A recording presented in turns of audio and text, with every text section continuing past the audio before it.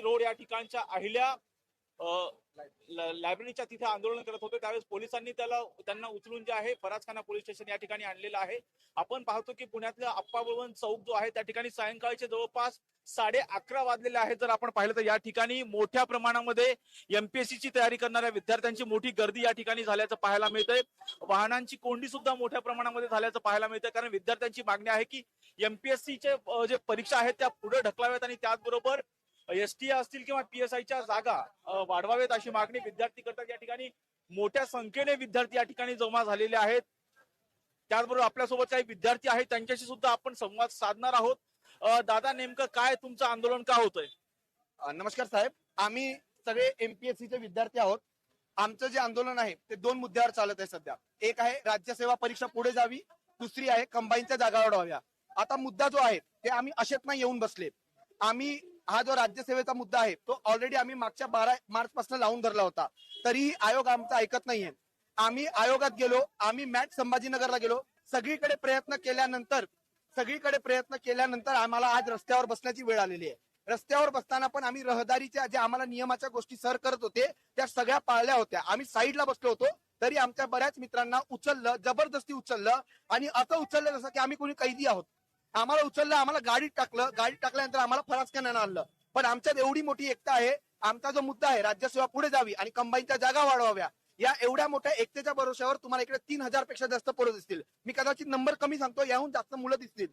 तर आमची मागणी होती की साधी मागणी आहे, राज्यसेवा परीक्षा पुढे घ्यावी आणि कंबाईनच्या जागा वाढ कराव्या. यासाठी आम्ही शांततेत पुस्तकं घेऊन वाचत बसणार होते. परंतु मॅडम आल्या, परंतु सर आले आणि त्यांनी लवकर. कोण मॅडम सर आले? आता त्यांचं मला एक्झॅक्ट नाव नाही माहिती. PI मॅडम, पवार मॅडम त्यांचं नाव आहे आणि गिल साहेब आहेत. हे दोन आले होते, त्यांनी आम्हाला तिकडनं उचलून इकडे आणलंय. आता आम्ही इतके पेटलोय की आम्ही रात्रभर इकडे थांबायला तयार आहोत, कारण की आमचा मुद्दा खूप जेन्युइन आहे. हे आमची पुस्तकच आहे. आणि कसं आहे, आम्ही जेवढं करतोय ना ते आम्हाला उलटच जातंय सगळं.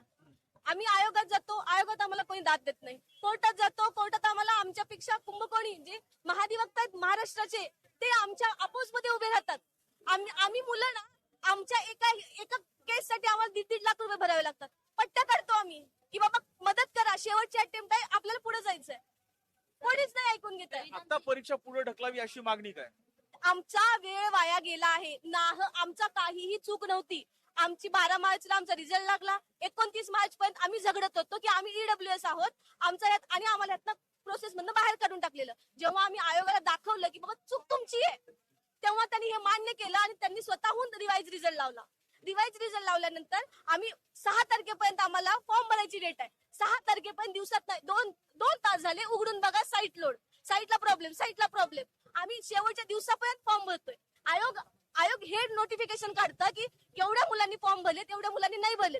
आयोगाने हे का नाही सांगितलं 318 मध्ये किती आम्ही हा रिझल्ट रिवाइज का लावला, आमचं काय चुकलं हे का नाही सांगितलं आयोगानं. आणि कंबाईनची मुलं एवढे दिवस झाला अभ्यास करतायत, 2-2 वर्ष झालं ऍड नाही येत आहे. आणि ऍड आल्यानंतर पण आलेल्या जागा तुम्ही परत मागे घेता. मुलं कंबाईनची टोटल मुलं बघितले ना तुम्ही, 2-3 लाखाच्या वरती मुलं. जागा किती काढतात? 200 जागा. कोण बसणार आहे सांगा? आणि इथं एक सुद्धा कुठल्या मोठ्या बापाचा पोरगा नाही आहे. प्रत्येक जण शेतकरी मोलमजूर करून येणार आहे. आणि त्याला तुम्ही म्हणता पुढच्या वर्षी 200 जागामध्ये 2 लाख पोरं कशी बसणार आहेत सांगा मला तुम्ही. आमची एवढीच मागणी आहे, आयोगाला जेवढ्या जागा आहेत कंबाईनच्या तेवढ्या सगळ्या जागा काढाव्यात आणि राज्यसेवेची जो वेळ आहे ना आम्हाला 45 दिवस पुढे वाढवून द्यावा. सर काय सांगाल, सातत्याने एमपीएससीच्या विद्यार्थ्यांना आंदोलन करावं लागतं? आंदोलन का करावं लागतं? कारण की तुम्ही प्रोसेस व्यवस्थित फॉलो नाही करत आहे. तुम्ही व्यवस्थित प्रोसेस फॉलो केल्यावरती का विद्यार्थी अभ्यास सोडून रस्त्यावरती उतरेल? तुम्ही आमच्यावरती अन्याय करतायत म्हणून रस्त्यावरती उतरावं लागलंय. जी न्याय मागणं आहे आमची की 45 दिवस एकदम पुढे जावी आणि ज्या तांत्रिक अडचणी आहेत रिझर्वेशनचा धरून मुद्दा, तो सगळा मुद्दा सॉल्व्ह व्हावा. या ऍड वरती कमीत कमी नाही म्हटलं तरी 11 ते 12 केसेस आहेत सर. तुम्ही आम्हाला जॉईनिंग 5 वर्षांनी देणार आहात का? मग आम्ही काय अभ्यास करावा? आणि कंबाईनच्या जागा वाढल्याच पाहिजे. ज्या पीएसएस जागा आल्या होत्या 441 त्या पुन्हा पाठवल्या गेल्या का? मुलं 2 ते 3 लाख मुलं बसतात, कशासाठी बसतात? आणि सगळे गोरगरीब घरातली मुलं आहेत. आम्ही सुद्धा, आमचं वय वाढायला लागलंय. आई बाप म्हणतात बस करता लग्न कर. आमची खूप रास्त मागणी आहे. म्हणजे 2 मागण्या आहे प्रमुख, की एक म्हणजे जी आता एमपीसीची एक्झाम होणार होती ती पुढे जावी, कारण की खूप सारे प्रॉब्लेम्स आहेत एक्झाम मध्ये तर ते त्या त्या एमपीसीनी त्याच्यावर दखल घ्यावी. आणि दुसरी म्हणजे कंबाईनची जागा वाढवावी. फक्त 441 जागा आहे. 2 ते 2.5 लाख मुलांनी फॉर्म भरले सर. 2-2 वर्ष आड आलेली नाहीये. त्यामुळे मुलांची मागणी ही रास्ते आणि मला असं वाटतंय की आयोगाने मुलांचा विचार करावा. मुलं अभ्यास सोडून आंदोलन का करतायत ह्याचा विचार करावा. खूप सिंपल मागणी आहे. मला असं वाटतं की त्यांनी लवकरात लवकर आमची दखल घ्यावी म्हणजे आम्ही अभ्यासाला मोकळे होऊ बस. जर फॉर्म मध्ये एवढी तांत्रिक अडचणी येत होते, आम्ही शेवटच्या दिवसापर्यंत फॉर्म भरतोय आणि फॉर्म भरला गेला नाहीये. माझ्या एका मित्रांनी कमीत कमी आयोगाला 100 वेळा कॉल केला असेल, त्याची लिस्ट पण आहे, पण आयोग दाद देत नाही. मग आम्ही रस्त्यावर नाही उतरायचं तर काय करायचं, आयोगाने आम्हाला सांगावं, तसं आम्ही करतो. जागा म्हणजे जागा एवढ्या 2900 PSIच्या जागा मोकळ्या आहेत. 441 ची ऍड काढली होती आणि पुन्हा ती जागा माघारी करून फक्त 216 ची ऍड काढली.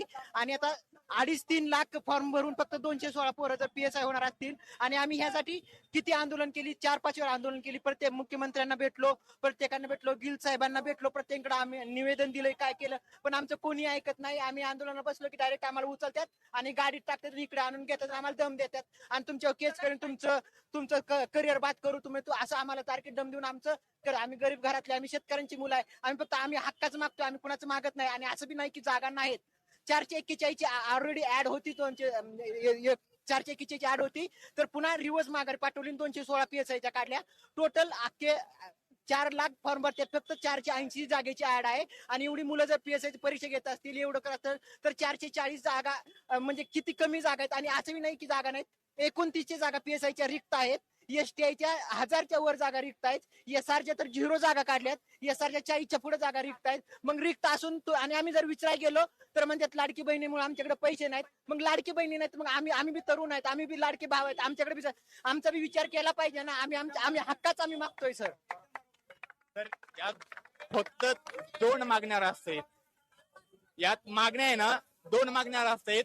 एक तर कंबाईन जागा वाढ आणि राज्यसेवा पोस्टपोन. काय झाले आता डिसेंबरला, आता म्हणजे 2 महिन्या आधी परीक्षा झाली 1 डिसेंबरला. त्यानंतर यांनी रिवाइज रिझल्ट लावला मार्चला. आणि रिवाइज रिझल्ट म्हणजे त्यातले 400 मुलं आहे ना, कट ऑफ लागला 117.50. तर तेव्हा रिझल्ट लावला, त्यानंतर रिवाइज करून रिझल्ट लावला, त्यांचा कट ऑफ लावला EWS वाल्यांचा 110.50. म्हणजे 400 मुलं ऍड केली. त्यांच्यावर अन्याय काय झाला की 20 दिवस त्यांच्यातले वाया गेले. आणि दुसरा ACBC EWS ACBC करायचं होतं, त्यांच्यासाठी प्रत्येक मुलासाठी तांत्रिक अडचणी होती. म्हणजे एक जर करायचं असलं तर एका मुलाला जर काहीतरी इश्यू आला तर आयोगाला एका दिवसातून 2-2 वेळा फोन करावा लागत होता आयोगात, तरी पण ह्या इश्यू नव्हतं. म्हणजे एवढा मानसिक त्रास असून आयोग म्हणते आम्हाला टाइमवर परीक्षा द्यायची. म्हणजे एवढं अभ्यास करायचा, सगळं करायचं, मुद्दे पण यांचे झेलायची. आणि जी तांत्रिक अडचण येत होती आयोगाकडून, ती आयोगाची तांत्रिक अडचण सॉल्व्ह झाली का? सॉल्व्ह नाही झाली. आयोग म्हणते असं झालं की पण शेवटच्या दिवसापर्यंत आम्ही फॉर्मच भरत राहायचा, अभ्यास कधी केलाय. आणि दुसरा मुद्दा की कंबाईनच्या जागा वाढ. अहो यांचा मुद्दा आहे की आम्ही 4 लाख पोरं या म्हणजे पूर्ण महाराष्ट्रातून अभ्यास करतोय, यातला एक पण आमिर गरीब म्हणजे आमिर बापाची औलाद नाही. रोज मजुरी करून यांचे आई बाप अहोरात्र घाम गाळतात. त्या घाम गाळून इथं हाडाचे मणे आणि कष्टाचं पाणी करून या मुलांना शिकवतात. त्यांच्या घामाची चीज करून प्रत्येक मुलाला असं वाटतं की मी आज काहीतरी बनल, अधिकारी बनल, माझ्या बापाचं स्वप्न पूर्ण होईल. आणि हे जागा काढतात 200. म्हणजे 429 काहीतरी जागा होत्या, त्यातल्या जागा यांनी माघारी बोलवल्या आणि त्यातल्या 216 काहीतरी दिल्या फक्त PSIच्या. म्हणजे 4 लाख मुलं फॉर्म भरतात, 200 जागा आणि बाकीच्यांचं काय. मग अख्खा महाराष्ट्र जर म्हणलं तर अहो UPSC बघा 13 दिवसात रिझल्ट लावतो. म्हणजे अख्खं ते तर अहो पूर्ण यात घेतो अंदमान निकोबार वरून तिकडनं पूर्ण पेपर बोलवून सगळं रिवाइज करून 13 दिवसात रिझल्ट लावतो. आमचा प्रोसेस चालती 1 वर्ष. आज या म्हणजे 23 ला ऍड आली, 24 ला प्री होईल, 25 ला मेन, 26 ला त्याचं जॉईनिंग किंवा इंटरव्ह्यू होऊन म्हणजे एक ऍड 4 वर्ष चालते. म्हणजे हा आयोग काय करतोय. आयोगावर आम्हाला याच्यात दुमत नाही की हा आयोग म्हणजे निखळ हे आहे. याचा आमचं एकच आहे की तुम्ही प्रॉपर जर केलं तर ही वेळ तुम्हाला येणारच नाही की एवढा जर क्राऊड आहे, फक्त हे मुलांच्या मागण्या आहे अशी तुम्हाला वेळच येणार आहे. तुम्ही जर UPSC ला फॉलो केलं आणि तुमची जर UPSC ला सारखं तुम्ही जर करायचा प्रयत्न केला तर आम्ही तुमचं हेच मागणी हेच आहे की तुम्ही एकदम चांगलं करून आम्हाला फक्त ही सध्याची पोस्टपोन करावी आणि कंबाईन जागा वाढ कराव्या, ही आमची मागणी राहते. ते मागणी मान्य झाल्याशिवाय आम्ही इथनं हटायचो पण नाही. हा, आणि दुसरी एक महत्वाची गोष्ट म्हणजे तुम्ही शास्त्री रोडवरती आंदोलन करत होतात, एवढे विद्यार्थी ABC चौकात कसे जमले? नाही, आम्ही शांततापूर्ण मार्गाने आंदोलन करत होतो त्यावेळेस काही विद्यार्थ्यांना पोलिसांनी डिटेन केलं. त्यामुळे विद्यार्थी इथं सगळे पोलीस स्टेशनला जमा झाले आणि विद्यार्थ्यांच्या मागण्या फक्त दोनच आहेत की आम्हाला राज्यसेवेच्या मुख्य परीक्षेसाठी वेळ पाहिजे. कारण की सरकारने आयोगाने 2 वेळेस रिझल्ट रिवाईज केल्यामुळे काही विद्यार्थ्यांना फक्त 30 दिवसाचा वेळ मिळतोय. नियमानुसार कमीत कमी 45 दिवसाचा वेळ मिळाला पाहिजे. आणि कंबाईनच्या जागावाढीची मागणी आहे.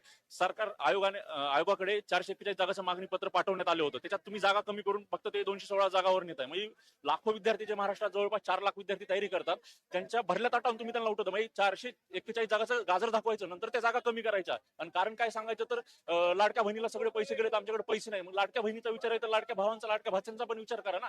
आम्ही वेगळं काहीच मागत नाही. आम्ही फक्त म्हणतो की आमची नोकर भरती झाली पाहिजे, आमच्या जागा वाढून मिळाल्या पाहिजेत आणि मुख्य परीक्षेसाठी वेळ मिळाला पाहिजे. जर शांततापूर्णरित्या जर आम्ही मागणी करत असाल आणि तुम्ही बळाचा वापर करून विद्यार्थ्यांना अटक करत असाल तर विद्यार्थी इथं सत्याग्रह पद्धतीनेच पोलीस स्टेशन समोर जमले. आता घेतून कुठे घेऊन जाणार पोलीस स्टेशन पासून? आता मला सांगा, एवढं मोठं आंदोलन करताय, कोणाशी काही संपर्क वगैरे झालेला आहे?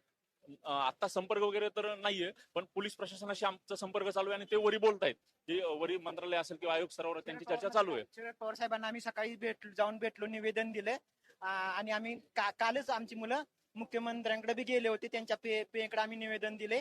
पुन्हा भरपूर मंत्र्यांना बी आम्ही निवेदन दिले. पुन्हा रोहित पवार सरांना बी आम्ही निवेदन दिलं. कालच निवेदन दिलं. आता आम्ही भरपूर प्रत्येक राजकीय पक्षाच्या नेत्यांना आम्ही निवेदन दिलं की आमच्या अशा मुख्य मागणी आमची जागा वाढ पाहिजे. कारण की 4 लाख जण फॉर्म भरतात आणि तुम्ही फक्त 480 जागा काढता.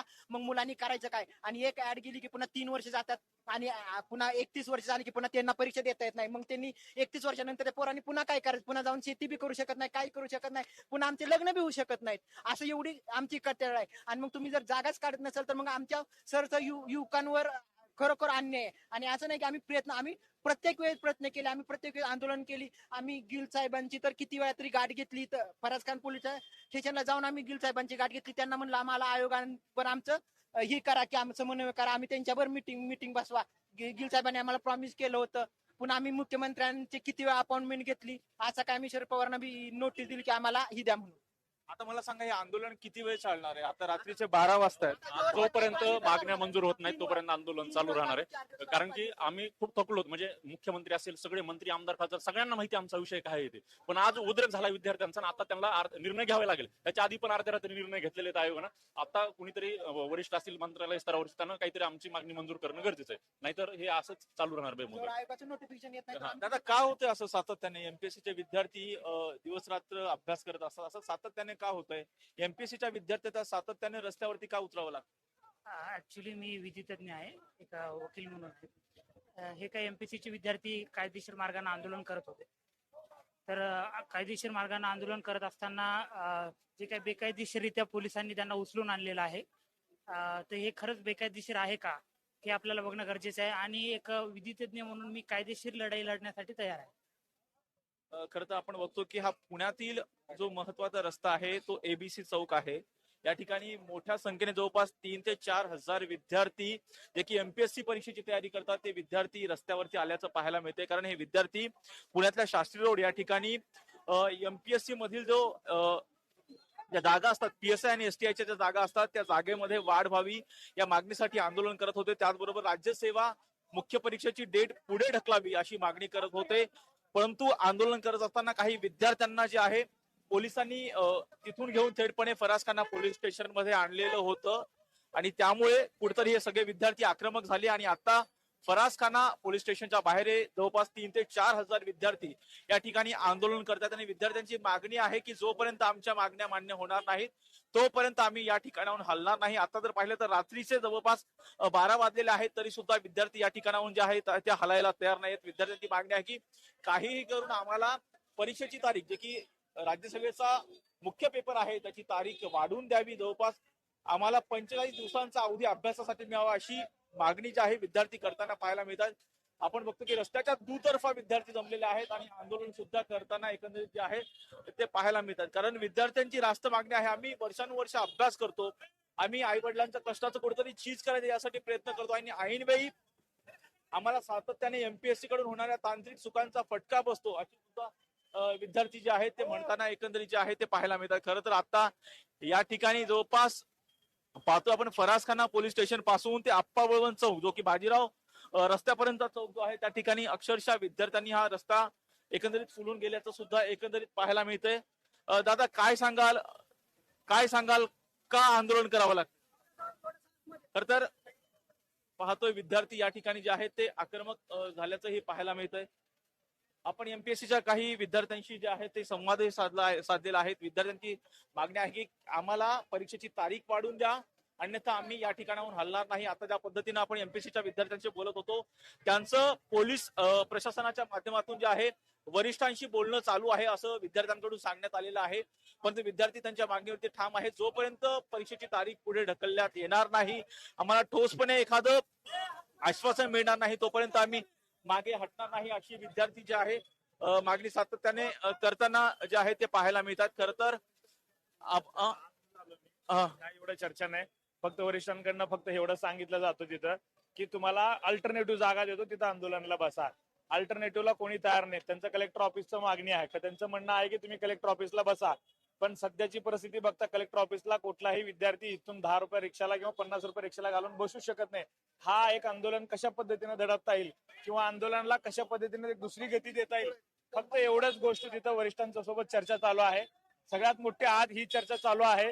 जी मागणी आहे विद्यार्थ्यांची, जी मुळात मागणी आहे की आयोगाच्या कुठल्याही नोटिफिकेशन आल्यापासून 45 दिवसाची परवानगी द्यायला किंवा 45 दिवसाची मुदत मिळाली पाहिजे विद्यार्थ्यांना, जी पाळली जात नाहीये आयोगाकडनं. कारण की 9 तारखेनंतर 45 दिवस बोलला तर 15 मेला हा एक टेंटेटिव्ह डेट मिळाला पाहिजे, तिथे एक्झाम चालू व्हायला पाहिजे. आता फक्त आयोगाच्या कुठल्याही माणसाशी बोलणं चालू नाहीये. फक्त जेवढं होईल तेवढा वेळ घेण्याचा प्रयत्न चालू आहे आणि टोटली सगळ्या आपल्या पद्धतीनं सगळ्या गोष्टी चालू आहे. म्हणजे वरती बोलणं अजूनही सुरू झालेलं अजूनही वरती आहे ना वरिष्ठांशी फक्त बोलणं चालू आहे. दुसरं कुठलाही कन्क्लुजिव्ह अशी गोष्ट रेकॉर्डला येत नाही किंवा कन्क्लुजिव्ह कुठलीही गोष्ट आतापर्यंत ह्या विद्यार्थ्यांना कोणी कुठल्या पद्धतीने सांगितलं जात नाही. फक्त कोऑपरेट करा. कोऑपरेट का करा? जे आता आंदोलनाला बसले होते वरिष्ठांचे असं म्हणणं आहे की परवानगी नव्हती. ठीक आहे, परवानगी घेऊन आता जरी आपण आंदोलनाला जरी आता इथं बसलं तरी आता इथं आपल्याला आंदोलनाला बसू देणार आहेत का? नाही. आंदोलनाला आपल्याला कलेक्टर ऑफिसलाच बसा असं वरिष्ठांची सूचना आहेत. पण ती सूचना कुठलेही विद्यार्थी मान्य करणार नाही. विद्यार्थ्यांची मागणी एकच आहे, एक तर इथं बसू नाहीतर अहिल्याच्या समोर बसू. काय इथं बसायचं? इथं बसल्याशिवाय किंवा अहिल्या समोर बसल्याशिवाय आपली मागणी हा सरकार दरबारी जाणार नाही. जोवर सरकार दरबारी दखल घेणार नाही तोवर विद्यार्थ्यांना न्याय मिळणार नाही. आता विद्यार्थ्यांची अशी परिस्थिती आहे, अंगावर गुन्हे घेण्या इतकं पोरांची तयारी झाली. नाहीतर हा जो जनसमुदाय किंवा हा विद्यार्थ्यांचा समुदाय जो आता आमच्या समोर निर्माण आता आपल्या समोर आहे, ह्या समुदाय हा वर्षी संपूर्ण संपणार आहे. ह्याच्यानंतर हा समुदाय तुम्हाला हिथं दिसणार नाही. हा शेवटचा एक्झाम आहे. ही जे काय पोरं दिसणार आहेत, हे जे पोरांचा जो राग आहे ना, हा शेवटचा राग आहे. त्यामुळं कसल्याही परिस्थितीत 45 दिवसाची मागणी जी आहे ती मिळाल्याशिवाय हे विद्यार्थी कोणी इथून हलणार नाही. फक्त अजूनही आम्ही 2 तास 3 तास जर बसले इथं तर अजूनही अशाच पद्धतीनं विद्यार्थ्यांना ढकलला जातो किंवा वेळ मारला जातो. अजूनही कन्क्लुजिव्ह प्रूफ मिळणार नाही. आता जर तुम्ही टाइम बघितलं असतं 12 वाजले, 1:30-2 जरी वाजले तरी अजूनही अशाच पद्धतीनं वारंवार सूचना दिल्या जाणार, पण काही कन्क्लुजन मिळणार नाही. उद्या सकाळी बघू किंवा अजून 1 तासांनी बघू. आता सध्या सरकार दरबारातले सचिव असू द्या किंवा मंत्रालयातले ज्या काही इतर वरिष्ठ अधिकारी आहेत त्यांच्याशी कुणाचाही संपर्क नाही. स्वतः फक्त उपायुक्त साहेब आणि इथले आपले स्थानिक जे काय आपले जे प्रतिनिधी आहेत यांच्याशीच फक्त चर्चा चालू आहे. ताई काय सांगाल? 8 पासून आंदोलन सुरू आहे. एमपीएससी ची परीक्षा पुढे ढकलावी अशी आपण मागणी करतायत. एवढ्या मोठ्या प्रमाणामध्ये 3 ते 4 हजार विद्यार्थी जे आहेत ते रस्त्यावर आहेत. हो नक्कीच. आम्ही कधीपासून आम्ही एकमेकांकडे प्रत्येक नेत्यांकडे निवेदन देतोय. आयोगाकडे मागणी केली होती. आम्ही पहिल्यांदा संविधानात्मक मागणी केली होती, न्यायिक मागणी केली होती की तुम्ही 15 दिवस फक्त 15 दिवस बाकी होते आणि त्यांनी 15 दिवस बाकी असताना आमच्याकडनं पहिले तांत्रिक अडचणी आल्या फॉर्म भरताना, नंतर त्यांनी 2 निकाल लावले. एवढे सगळे प्रॉब्लेम चालू असताना आयोगाने ही फक्त एक आपण म्हणता येईल इगोवर घेतले आयोगाने की फक्त परीक्षा वेळेवर घ्यायची आहे त्यांना. बाकी गोष्टींकडे सगळं दुर्लक्ष झालेलं आहे. खूप प्रॉब्लेम्स आहे याच्यात. एसीबीसीचा इश्यू आहे, नंतर भरपूर लोकांचा एसीबीसी इश्यू झाल्यानंतर ओबीसीचा इश्यू, कॅटेगरीचा इश्यू, तांत्रिक अडचणी आलेल्या आहेत. आणि आता याच्यानंतर मुलांनी आंदोलन करण्याचा निर्णय घेतला तर पोलिसांकडनं दबाव आणला जातोय. सगळ्या मुलांना तुम्ही बघू शकतात 2-3 जणांवर हात देखील उचलला गेलाय पोलिसांकडून. पोलिसांकडून हो. पोलिसांनी सहकार्य केलेलं आहे. पीआय विजय मला मॅडम असतील किंवा गिल साहेब असतील यांनी आत्ताच्या आत्ता आम्हाला कलेक्टर ऑफिसची परवानगी दिलेली आहे. आम्ही त्यांचे त्याबद्दल आभार मानतो. सुरुवातीला थोडीशी त्यांनी आम्हाला हे केली जबरदस्ती, पण आता त्यांनी आमच्यासोबत सहकार्य केलेलं आहे. त्यांनी आम्हाला परवानगी दिलेली आहे. आमची एवढीच मागणी आहे एमपीएससी कडे. काय परवानगी दिली आहे? तिथे जाऊन तुम्ही बसू शकता शांततेच्या कुठे करू शकता कलेक्टर ऑफिसला. हा.